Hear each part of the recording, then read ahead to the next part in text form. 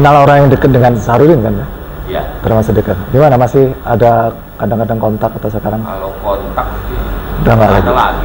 Udah nggak lagi? Iya, saya kontak kurang direspon lah, nggak direspon sama beliau. Nggak tahu kenapa, kalau sama ayunya beliau masih kita komunikasi.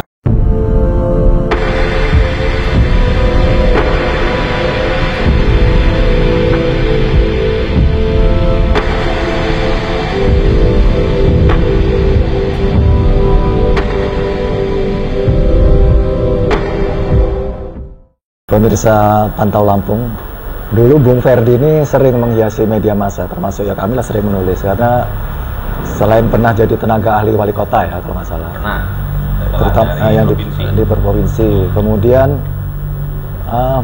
direktur PD Wahana Raharja ya. Nah, kemudian masih banyak sekali perusahaan-perusahaan yang pernah digelutinya gitu kan. Nah, mungkin kita akan berbincang-bincang tentang masa kecil Bung Ferdi dulu nih. Dulu awalnya sekolah dari mana dulu? Sekolah di mana? Memang cita-citanya jadi apa dulu? Nah, saya dulu TK-nya di Saperius. Saperius sini ya. TK, SD, SMP. Karena dekat rumah ya? Dekat rumah, jalan kaki lah kalau dulu. Kan masih jalan kaki kita yang nggak lewat pinggir kali, lewat kampung. Sampai SMP di Saperius ya. Jadi 80 lulus tahun 80 di Saperius. Kemudian SMA baru kita di negeri SMA 2. SMA 2. Sekarang Ya. belum Bandar Lampung ya, di Gotong Royong. Sudah nggak jalan kaki lagi kan berarti? Ya, naik angkot kita. Naik angkot. Nah, setelah kenaikan kelas 3, saya pindah ke Bandung. Jadi SMA.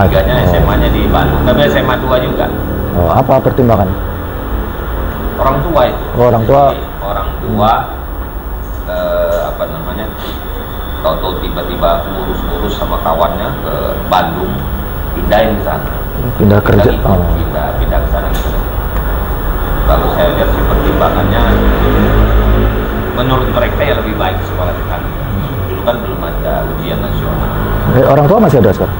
Kan, Dua-duanya juga ada. Tahun 90 ibu, tahun 91 ayah. Jadi di sana itu memang beda. Kalau kita mau melihat tingkat pelajaran saat itu ya, kita jauh, kita ketinggalan jauh antara Lampung dan ini Bandung. Nah, kalau kembali ke kata Mas Iskak tadi, perjalanan sekolah, saya memang karena waktu SMP itu di sini itu lagi zamannya ini Mas Iskak, ada diskotik. SMP Di Lampung ini dulu zaman 70-an itu ada diskotik. Sudah mulai diskotik ya. Diskotik itu sekarang DJ ya. Diskotik keliling tapi kita dulu. Kalau pernah tahu diskotik keliling itu, kalau ada orang tahun di rumah, ada pesta di rumah, kita pasang diskotik situ, ada lampunya, ada sound systemnya, masih pakai kaset ya. Iya. Masih model break dance segala macam dulu itu apa? Belum ya? Belum. Setelah itu 80-an baru break dance. Sebelum break dance itu diskotik seperti itu, dan diskotik itu dilombakan di Lampung itu dilombakan diskotik. Kan itu nggak tahu lah dilihat dari sisi apa, karena soundnya kan elektrik semua dilombakan, karena memang dulu band juga dilombakan zaman dulu kan, band juga dilombakan. Ya kira-kira itu sampai saya kenapa jadi tertarik gitu, ngambil jurusan teknik elektro. Karena tadi awalnya karena di sini jadi DJ itu, jadi DJ di sekolah itu nyambungin kabel sampai piano kecil itu saya jadiin tut untuk listrik. Oh, bukan ke sekolah musiknya, malah ke elektronya. Nah, iya, ke elektronya. Karena sering setrum juga ya. Cuman kan di Lampung dulu kan tekniknya belum ada, masih pertanian. Oh, makanya setelah SMA itu kuliahnya ngambil elektro ya? Ngambil elektro. Jadi karena sedikit ya, kalau zaman dulu itu orang tua itu kan dua pilihannya, kalau nggak insinyur, kalau nggak dokter. Itu kira-kira Mas perjalanannya kenapa ke elektro dia, kebetulan karena suka aja gitu juga. Terus hasilnya beda elektro memang ya? Nah, sejalan lah dengan cita-cita itulah ya. ketika saya di elektro ini saya kan lebih senang di instrumen sound system ya, lebih senang di instrumen sound system dan lighting gitu. Oh, elektronya harus kuat apa harus lemah? Harus lemah ya. Harus lemah. Dulu kan cuma 2 jurusan. 2 jurusan itu. Harus lemah, harus kuat. Kalau sekarang ada 5 nih, Mas. Iya. Ya, habis itu setelah 2 tahun saya itu di sana tambah 1 jurusan, ada teknik informatika. Sudah mulai main ke komputer, segala itu sudah mulai teknik informatika. Ya kalau dilihat dulu memang peluang untuk kerja di teknik itu kan sangat tinggi. Iya. Cepat gitu bekerja gitu. Nah, lulusannya kan masih belum begitu banyak seperti sekarang kan? Iya, belum seperti sekarang. Di daerah itu ya jarang ada lulusan elektro, paling di Bandung, Surabaya, Jakarta kalau swastanya. Belum ada ini. Dan yang dulu istilahnya belum akreditasi, Mas, masih terdaftar, diakui dan disamakan. Kalau disamakan itu akreditasi A lah. Kalau diakui itu akreditasi B. Tamat kuliah apa tamat SMA? Tamat kuliah. Tamat kuliah. Oh, SMA tahun berapa ya? 83. 83. Dari Bandung langsung ke tamat di Bandung kan berarti? Iya. Saya kebetulan nggak diterima di ITB, nyari yang disamakan cuma Trisakti. Jadi masuk elektro Trisakti. Tahun 83 ya. Lulus 88. Tahun 83. Iya. 5 tahun lah. 5 tahun di zaman itu nggak apa ya, di era-era itu nggak cepet-cepet amat, kayak 4 tahun perasaan saya nggak ada lagi. 4,5 paling dia kalau sesuai program ininya. Itu kalau itu bukan karena orang tua pindah ya, memang pilihannya Trisakti. Orang tua tetap di Bandung. Orang tua di Bandung. Oh, yang waktu pindah ke Bandung SMA itu? Nggak ikut orang tua ngurusin aja. Oh, mau ngurusin aja. Iya, ngurusin kita.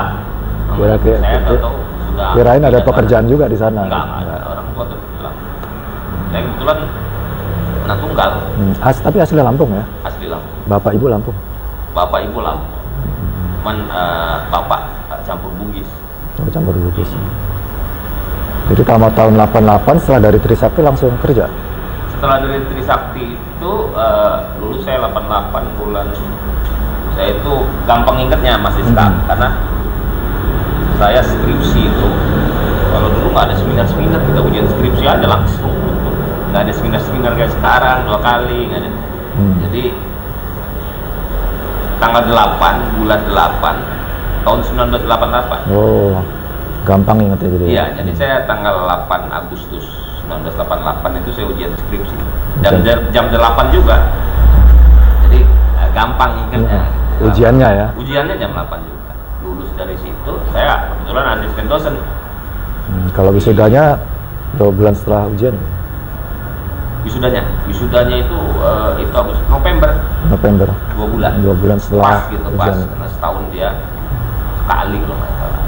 Wisudanya pas bareng inilah, bareng itu Mas artis Marisa. Oh, satu lighting ya? Dia lebih tua. Lebih tua. Dia jurusannya hukum. Marisa, istrinya Ikang Paul.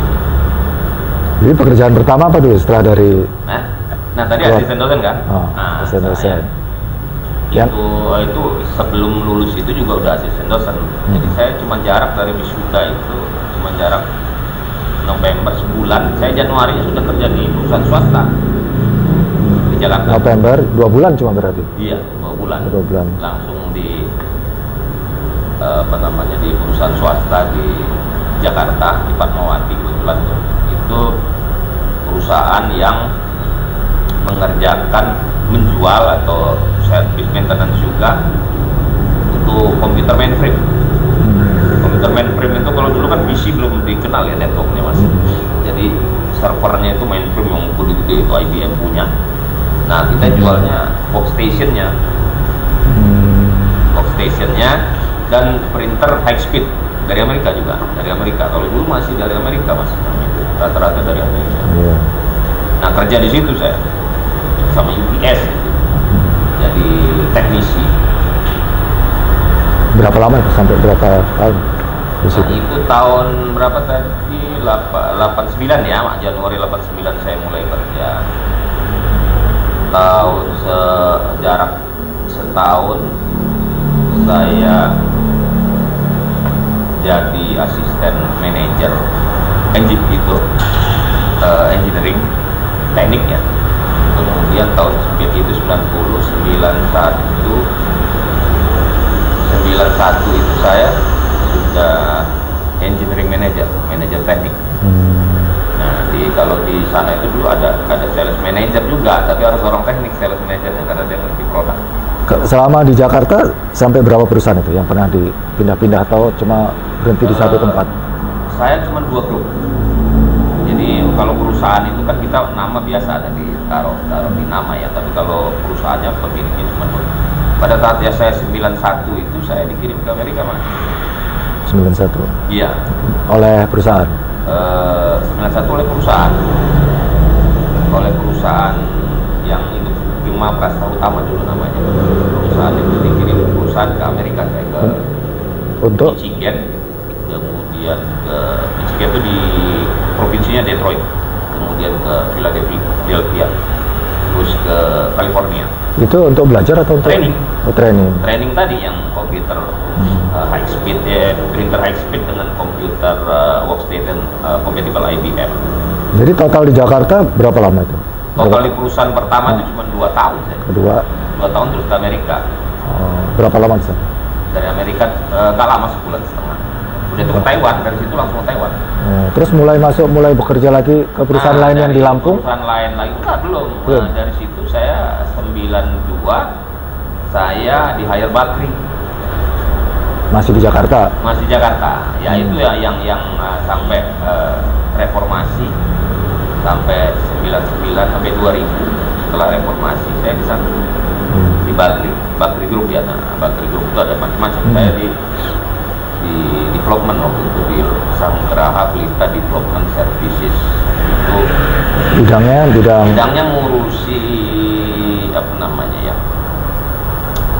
project. Jadi kita buat project baru, kalau project itu sudah didapat nanti diambil alih oleh manajemen baru. Di antaranya Taman Rasuna. Dulu lagi boomingnya apartemen murah ada Taman Rasuna. Taman Rasuna sama Pasar Festival. Pasar Festival itu milik DKI. Gelanggang olahraga milik DKI di Kuningan. Gelanggang mahasiswa Kuningan namanya. Milik DKI zamannya gubernurnya Wiyogo Atmodarminto. Oh iya. Nah, kita BOT, build, operate dan transfer. Jadi dibangun oleh Bakri. 40 tahun kemudian ditransfer. Itu belum sampai kayaknya 40 tahun. Dikembalikan ke ini. Tapi di setiap bulan perjalanan ada bagi hasil. BOT. Berapa lama? KLTDC itu masih program kita juga di perusahaan saya itu KLTDC itu Krakatau Lampung Tourism Development ya, Marklantu. Oh, yang sekarang jadi LT. Grand LT ya? Ya, Grand LT itu dulu KLTDC namanya. Itu proyeknya Bakri juga. Kemudian ada label halal, ada Samsat, komputerisasi Samsat. Itu masih grup Bakri? Bakri semua. Terus yang benar-benar lepas dari sana, terus yang di Lampung? Nah, kalau dari Lampung, di Lampung ini setelah reformasi itu kan turun ya, semua perusahaan itu macet, semua termasuk Bakri juga bermasalah. Pulang kampung lah saya. Masa pulang kampung tahun 2000 itu saya bangun ini cold storage, pendingin ikan, 2 lantai untuk 200 ton di rumah saya sini di Padang di Lampung. Bangun cold storage untuk simpan ikan. Ikan apa itu Mas? Ikan asin tapi. Oh, jadi modelnya refrigerator. Jadi dari nelayan sudah dalam bentuk ikan asin disimpan di situ. Dari pedagang, biasanya pedagang, sama saya juga nyimpen. Artinya pengumpul ya, jual beli ikan. Iya, jual beli sama nyewain. Oh, termasuk sewa juga ya. Sewa tempat gitu. Jadi pedagang ikan itu sewa tempat. Karena kalau ikan asin itu juga kalau nggak isi cuma digeletakin aja dia bisa berubah warna jadi kuning, buletan. Makanya pakai kontainer itu saya sewakan. Itu kenapa berhentinya? Itu cuma berjalan 5 tahun Mas, karena setelah perkembangan itu dulu saya ikannya banyak masuk dari Tulang Bawang sama dari Pantura, dari Rembang Mas. Oh, malah dari sana ya, bukan dari Pulau Pasaran. Kan kita banyak sedikit ya. Jadi kalau ikan itu pada saat musim angin timur, marau, itu kan ikan main dia keluar. di Laut Jawa itu keluar. Nah itu gampang, kapal-kapal ikan, kapal fungsi. Rata-rata kapal itu ada 500-an kapal itu milik Jarum Kudus, Mas. Jarum itu punya kapal nelayan lagi hasil di orang. Jadi cold storage itu sampai berapa bulan tadi? Bisnis itu penyewaan? 2007-an lah. 2007. Nah, tapi sepanjang jalan itu tahun 2000 saya sudah mulai masuk di Lampung ini. Di Lampung ini saya sudah mulai masuk di aktivis.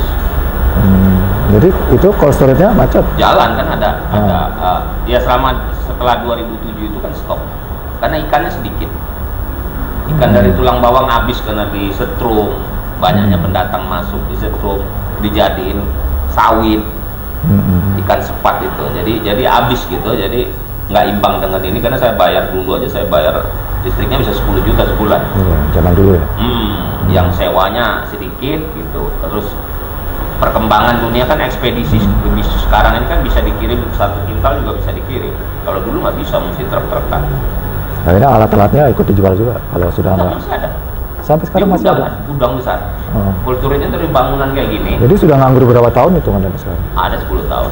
10 tahun. Belum kita jual juga belum. Ya, belum. Masih ada. Lokasinya di dekat rumah? Di Lebak Budi dekat di pasar tuh, di rumah, di belakang rumah. Di belakang rumah statusnya. Jadi di situ. Nah, tapi saya di 2000 itu mulai masuk pada saat saya udah pindah ini mulai masuk di ini. Aktivis lah. Saya punya LSM dulu. LSM kalau masih sekarang tahu namanya Gumpal. Ya tahu.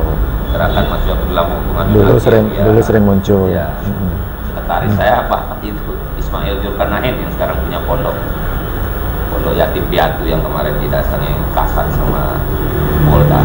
Itu selama masih dulu sibuk aktivis itu bisnisnya masih tetap yang itu masih ya?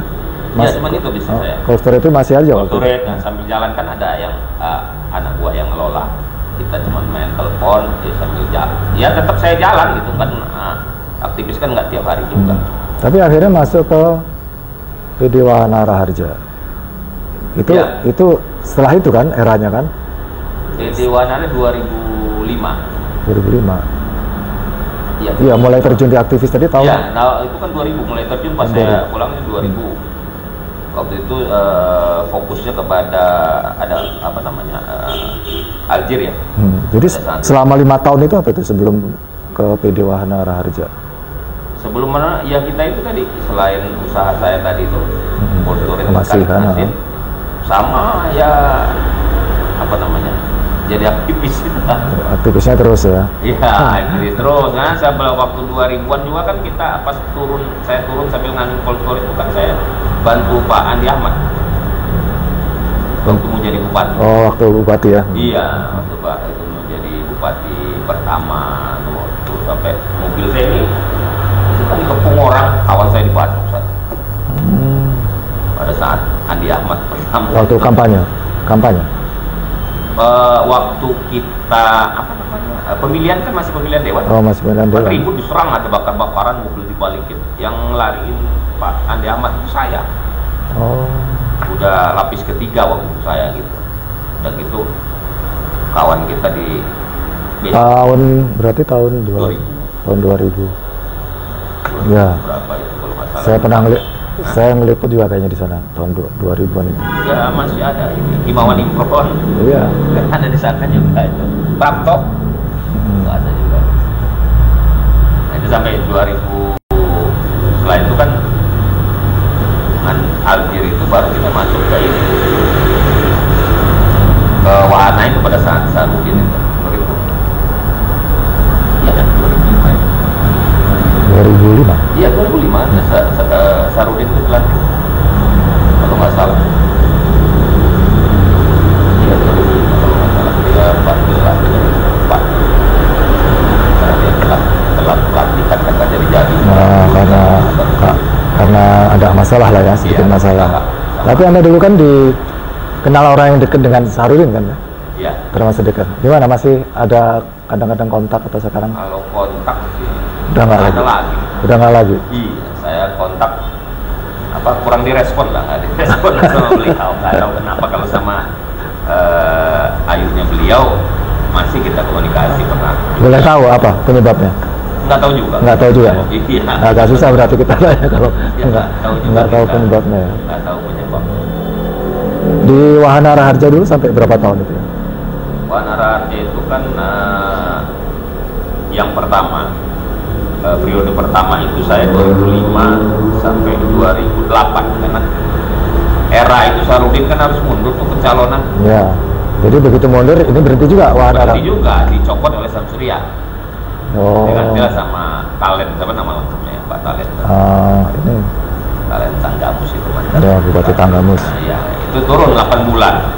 Pas Pak Sarudin dilantik lagi, saya waktu periode pertama saya direktur keuangan karena direkturnya Pak almarhum Al-Husni Duki, mantan rektor Unila.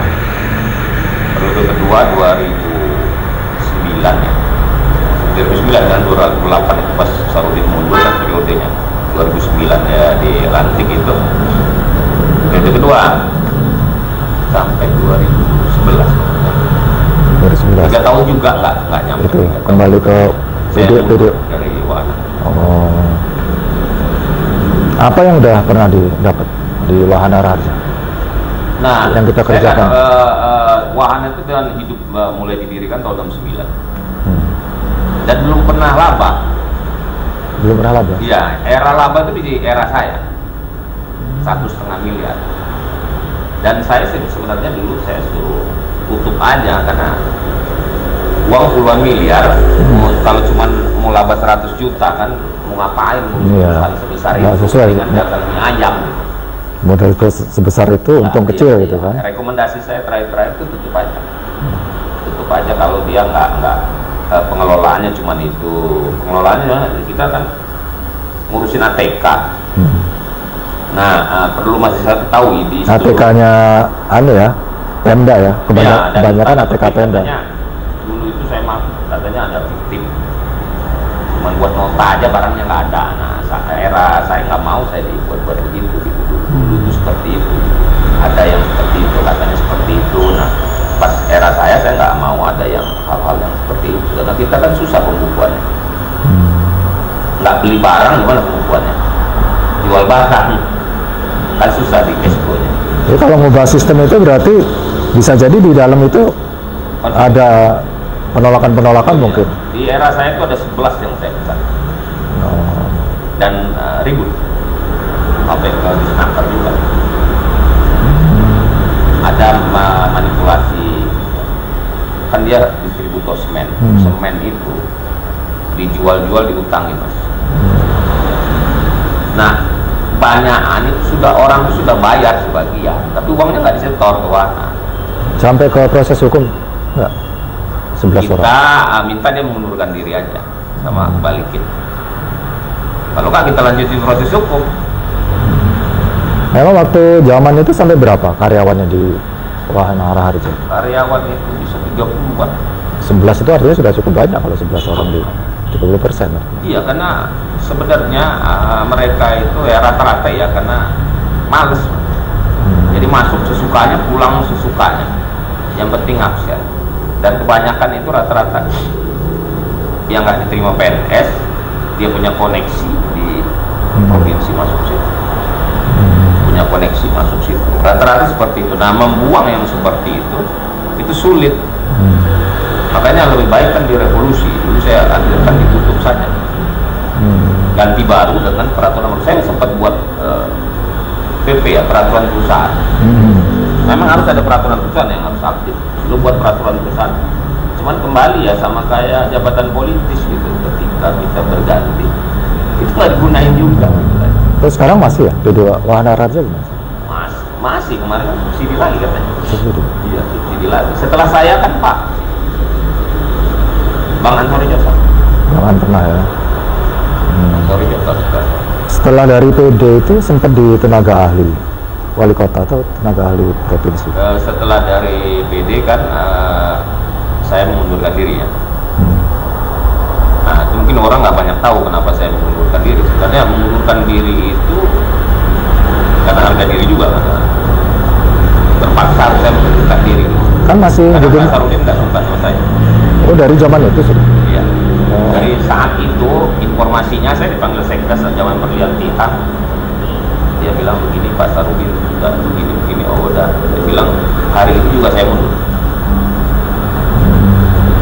Nggak ada problem, karena kan kita sifatnya. Kenapa? Menurut saya kalau kita di wahana raharja, kita nggak bisa, kalau untuk diri sendiri menurut saya berat.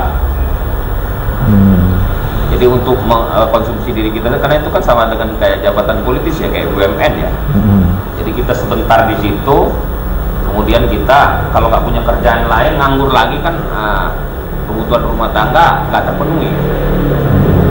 Jadi kalau profesional yang beneran itu masuk di dalam BUMD itu seperti wahana raharja, dia rugi. Kalau profesional beneran rugi dia, karena nggak segampang itu ngatur gaji.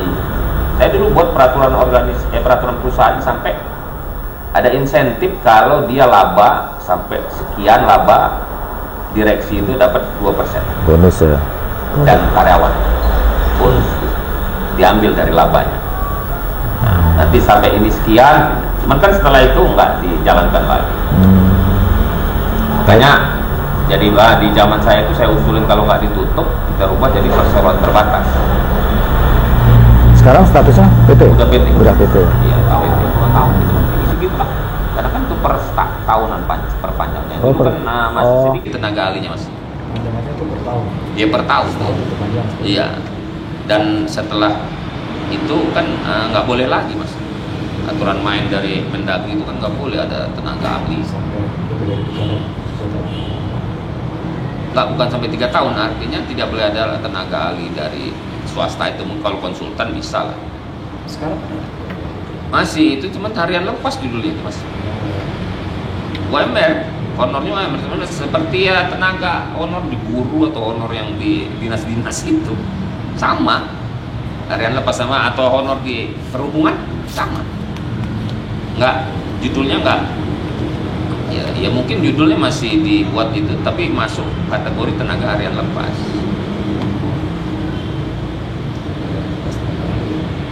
Iya. Jadi kalau sekarang UMR-nya apa? Kegiatan sekarang?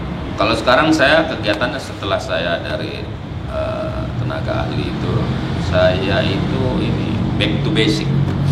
Saya urusan listrik. Urusan listrik lagi. Iya, masih ke elektro, tapi sebenarnya nggak sesuai juga dengan jurusan.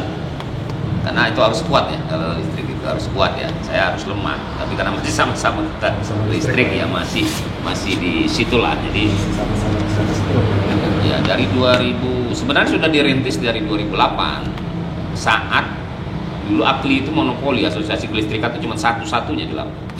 2008 tuh masuk Aklindo namanya.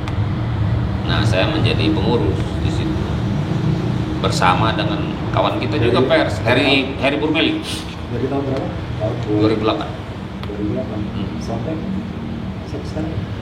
Iya, 2008 baru masuk di dunia kelistrikan itu, back to basic saya. Ini pasti AKLI ya? Enggak, Aklindo namanya. Aklindo ya? Iya, jadi sudah ada asosiasi baru, Aklindo masuk. Aklindo. Iya, Paklindo. Asosiasi baru. Sekarang sebagai ketua. Sekarang saya ketua Paklindo Lampung. Perkumpulan, ditambah perkumpulan aja depannya karena undang-undang. Iya, asosiasi itu harus perkumpulan. Sampai sekarang lah baru berapa ya? 2 tahun, 3 tahun kayaknya ya, baru 2019.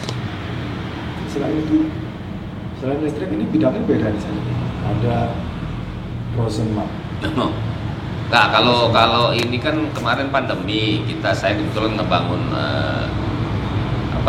bangunan ini sebenarnya dulu untuk tempat sebelum pandemi itu, untuk tempat kumpul-kumpul diskusi politik atau diskusi apa yang mingguan yang populer tentang di Lampung. Ini bukan direncanain sama Bukan, karena kebetulan anak saya sudah lulus kuliah. Nah, nganggur pandemi nggak ada ya buka-buka gini lagi. Tapi nggak sukses karena nggak belum populer dan sepi lah. Bukan membuat kafe, bukan itu. Peralatan masih ada. Iya, peralatan masih full, kita namanya freezernya masih banyak. Sekarang anak dari ngelola sini sebentar terus gimana sekarang? Kalau anak saya itu yang ada 4 dia laki semua. Yang tua itu di Jakarta. Di Jakarta lulusan 4 dia di TikTok. Ya di TikTok apa ya jabatannya, dia ngurusin live streamingnya TikTok, sebelumnya di Tokopedia. Kuliah di mana? Bisa lari. Anak saya itu di Pajajaran sastra Inggris, nah kerja, tapi dia hobinya sama kayak saya, sound system. Jadi saya suruh masuk elektro nggak mau dia. Nah dia kerja jadi sound engineer-nya Net TV pertama, Net TV baru buka, dia sound engineer Net TV ngurusin kayak gini lah. Net TV baru pindah ke Bigo Live, pindah ke Tokopedia, sekarang dia di TikTok dan konten kreator yang nomor 2 di Lampung sini, di foto driver dia ngurusin foto, yang ngurus Frozen ini sekarang di Tirto ID di Jakarta. Jadi Jakarta 2 ya? Tua yang 2 lagi di Lampung. Jadi sekarang bekas Frozen itu jadi sering kosong kan? Ya, belum punya rencana lain, mau punya apa namanya, dijadiin resto, orang-orang banyak resto, jadi belum ada formula lah kita. Belum ada formula untuk lain, jadi kita kalau kerja ya masih ngurusin listrik itu, nggak tahu apa ke depannya ini mesti seperti apa, karena kan usia ini udah mau usia pensiun ini kan gitu, masih kakaknya usia pensiun ini nggak bisa terlalu moyo amat gitu. Jadi sekarang di usia yang muda pensiun, masih ada rencana lain? Kalau rencana besar udah nggak ada lah. Rencana udah besar itu sudah nggak ada, jadi rencananya diubah supaya kita nggak terlalu jauh-jauh ya. Kalau saya listrik ini kan sering keluar kota, rata-rata masuk desa, dulu sampai di Bangka. Rencananya pingin ada pekerjaan yang santai, kemudian juga nggak lepas dari hubungan dengan sambilannya mungkin ya, karena saya media ini kan, karena kemarin banyak bergerak di politik, jadi nggak terlepas dari berkawan dengan media juga gitu. Jadi bukan fokusnya lah menurut saya, karena kawan-kawan wartawan lebih fokus dari situ. Kalau saya ini lebih kepada ini agar lebih happy kan, katanya kalau ini happy. Apa hobinya? Masih yang menjadi happy kan? Punya hobi apa? Apa ya? Punya hobi apa? Hobi. Nah kalau hobi ini apa ya? Saya ini kalau hobi olahraga nggak ada menurut saya, tapi ya olahraga saya renang. Ya sekedar olahraga renang. Tapi kalau yang dikatakan hobi itu nggak, nanem juga nggak hobi. Apa di elektronik lah, sebenarnya saya hobinya di elektronik. Kalau makanya anak saya sekarang yang tua itu dia konten kreator elektronik. Nggak tahu mungkin nurun nggak paham juga, sekolahnya nggak itu. Memang dulu sekolahnya diarahkan atau memang mereka pilih sendiri? Dulu itu anak saya itu saya rencanakan karena apa namanya, minta dulu ya masuk peternakan Mas. Dulu masuk peternakan Unpad dia setahun, kekuat dia di situ. Setahun? Tidak. Mas tahun itu dia ikut tes lagi, tadinya mau ngambil FISIP HI hubungan internasional, nggak diterima, terimalah di sastra Inggris. Jadi apa namanya ya, anak sekarang kan susah kita, mereka punya kemauan sendiri dan lebih kepada media sosial sekarang rata-rata, nggak ada yang kerja ini. Kalau peternakan itu kan asumsinya begini Mas, feedlot penggemukan sapi terbesar di Indonesia itu hanya di Lampung, ada 7 feedlot. Ada di ini ada, di Kota Bumi ada, di Lampung Tengah ada, banyak, ada 7 di Sidomulyo ada 7. Kenapa harus di Lampung? Dari zaman dulu kan impor sapi itu kan melalui pajak dari Australia. Penggemuannya di sini karena dia ada ongkoknya, pabrik tepungnya. Jadi nggak bakal. Di Lampung ya. Dan sekarang kan sarjana pertanian sama peternakan itu kan berkurang, sangat tinggi. Orang maunya ke komunikasi, ya mau ke teknologi yang sebenarnya kita jauh ketinggalan sama Cina. Yang base kita peternakan itu susah, nyari insinyur peternakan itu susah. Padahal kita ini ya itu tadi lumbungnya sapi. Jadi 70% konsumsi Indonesia dari Lampung. Sapi Australia. Kenapa? Sapi Australia kan dia liar di sana. Dulu Bakri punya ya Tipindo di Jabung. Liar dari sana bawa ke sini, digemukin 3 bulan, 100 hari jual. banyak teman-teman yang ya skalanya menang. Ya juga ternyata waktu itu kan menang itu kemarin sapi. Iya. Termasuk kambing. Kalau dia sapi lokal kan nggak imbang mas. Kalau di Australia kan liar.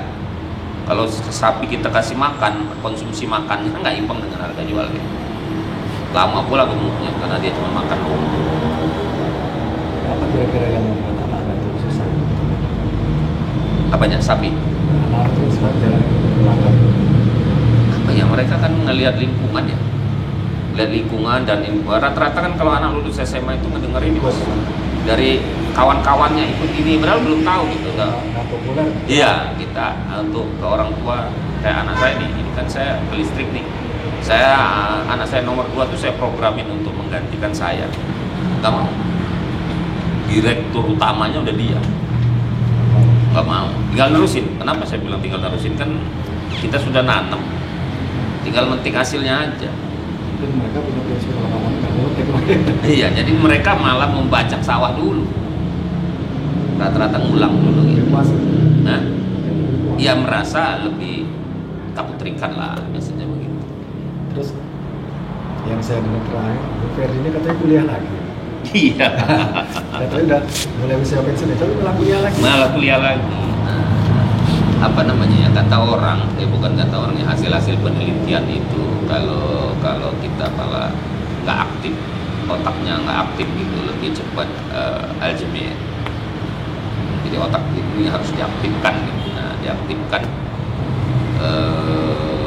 apa namanya, diaktifkan lagi. Nah, aktifkan lagi. Kenapa saya harus kuliah? Saya pikir di Unila. Iya.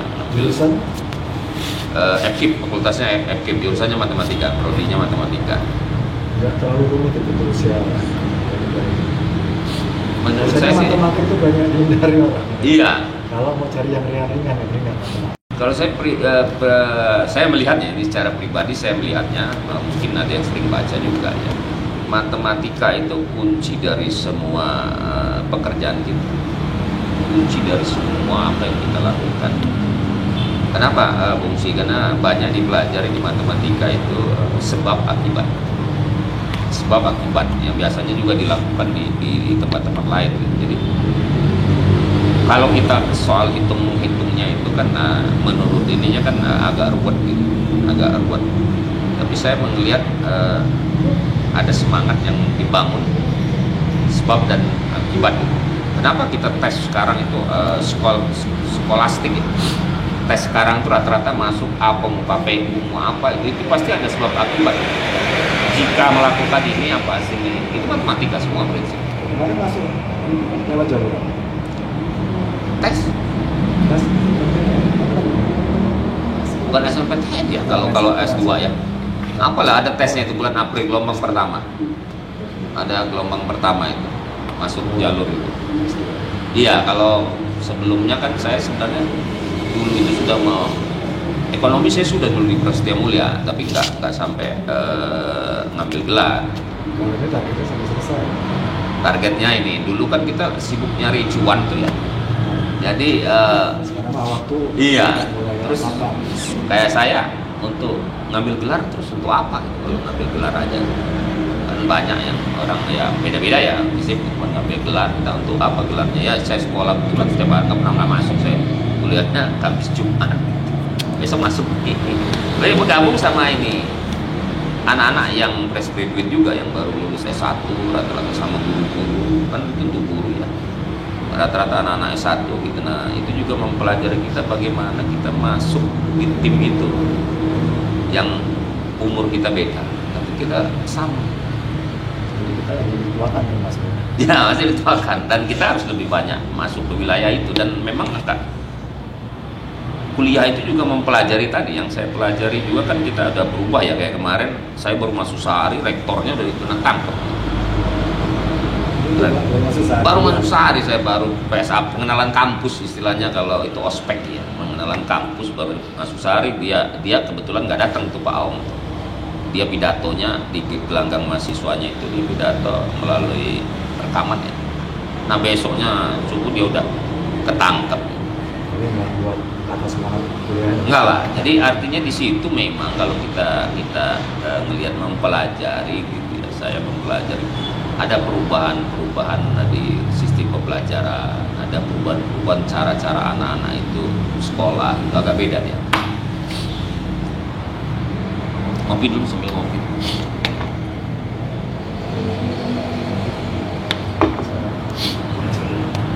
Bung Merdi, sekira cukup kita bicara. Terima kasih atas obrolannya. Terima kasih.